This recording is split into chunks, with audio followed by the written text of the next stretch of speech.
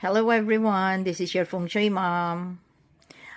Gusto ko lang magbigay ng free forecast for this year 2025 for Year of the Ox. So, explain ko lang yung pinaka-forecast mo for the whole year. I'm not saying na lahat yon mangyayari sa'yo, pero may possibility na isa or dalawa is my experience mo. Okay? So, ngayon taon na to, ang Year of the Ox is ang nasa bahay niya sa Northeast 1, ay 5 kinds of misfortune star.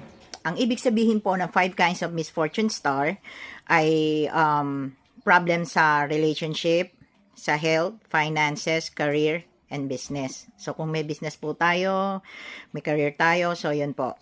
And also, since sa Feng Shui kasi, kung sino yung katabi mo, may chances na maapektuhan ka rin kung ano yung star niya, kung ano yung forecast niya for the year. So, as of Year of the Ox, katabing-katabi niya si Year of the Rat. Okay, so si Year of the Rat kasi ngayong taon na to is Violent Star number 7. Sa previous video ko, kung napanood nyo, tinakal ko doon yung kung anong forecast ni Year of the Rat. Anyway, ang nasa house kasi ni Rat ngayong taon na to is Violent Star number 7. And ang dala-dala niya is people with bad intention, scam star, may possibility na mananakawan sila, betrayal, at saka infidelity, gossip and scandal, possible accident, and then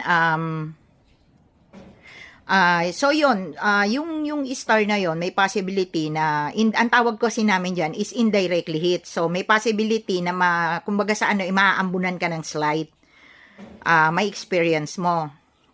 So, para dyan sa Violent Star number 7, sa Feng Shui kasi lahat naman yung mga unlucky star na yan is meron cure amulet or remedyo na tinatawag. So, para sa Violent Star number 7, Rhino Elephant po para doon. And then yun dun sa pinaka-house mismo ng Year of the Ox, 5 kinds of misfortune star yon. Ang pinaka-cure amulet for that, 5 elements of pagoda. Okay? So, lagi ko pong sinasabi sa mga clients ko na nagpapa-feng shui sa akin, bago po tayo bibili ng mga pampaswerte natin, ay unahin po natin yung cure amulet natin. Kasi bili tayo ng mga pampaswerte, di ba? And then, sometimes nagwo-work, sometimes hindi. Kasi siguro, yung maganda yung taon natin, kaya feeling natin gumana yung lucky charm, swerte natin, ganyan, etc. Ano? Pero in reality po talaga, sa totoo lang, napaka-useless po ng lucky charms natin kung halimbawang hindi natin sinulusyonan yung pinaka-problem. And that is the conflict star.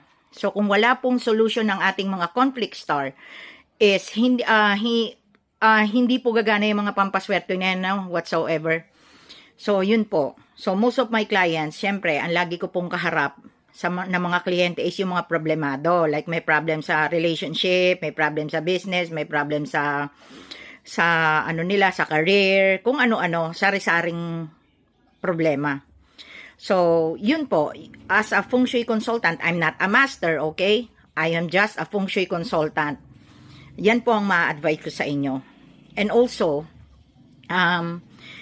hindi, kasi napaka-trending, no?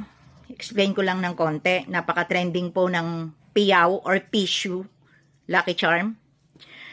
Hindi po lahat yan ay pwede sa atin. Okay? Sa mga nagtitinda, TikTok, Lazada, kung saan man po, Feng Shui shop, hindi naman po kasi common na nagtitinda sila is nagpo-Feng Shui na rin sila. Naintindihan lang nila kung ano yung para saan yung Piyaw. Piyaw is money catcher, safety and protection, di ba? And then, depende dun sa base niya kung ano yung meaning nung stone na yon. Like, for example, citrine yan, di ba? So, ang citrine is money magnet. Pero alam nyo ba na hindi po lahat ay pwedeng gumamit ng piyaw? Like, for example po, Year of the Rabbit, Year of the Tiger, and Year of the Dog. So, hindi ko ina-advise na Piyaw Lucky Charm is not for everyone. Okay? So, if you want to learn more, gusto nyo mag-avail ng free consultation ko, you have question for me, you can comment down below and just follow me. Thank you.